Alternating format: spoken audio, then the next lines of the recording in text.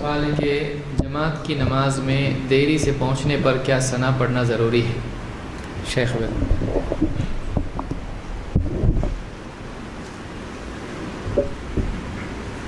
ہمیں امام کی اقتداء میں جو بھی نماز ہم پڑھیں اس میں ہمیں امام کی پوری تابعداری کا ہمیں حکم دیا گیا ہے، انما جعل الامام لیؤتم بہ۔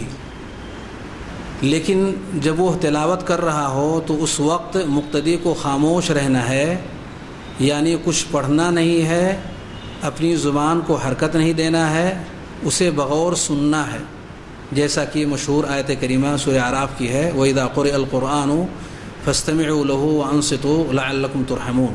قرآن جب پڑھا جائے تو اسے غور سے سنیں۔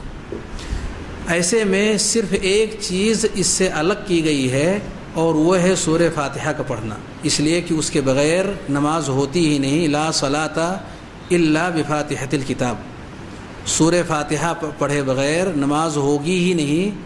یہ عبادہ ابن صامت رضی اللہ تعالیٰ عنہ کی مشہور حدیث ہے۔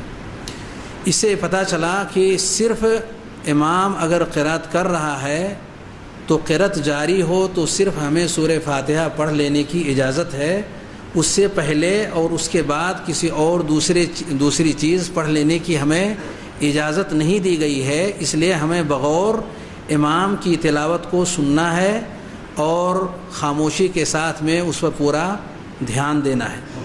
لیکن اگر امام سری نماز میں ہو، جہری میں نہ ہو، اور وہ بیچ نماز میں پہنچا قیام کی حالت میں، تو قیام کی حالت میں اگر اسے امید ہے کہ وہ ثنا پڑھنے کے بعد سورہ فاتحہ بھی مکمل کر لے گا تو کوئی حرج کی بات نہیں ہے، وہ ثنا پڑھ کر کے سورہ فاتحہ کو پڑھ لے۔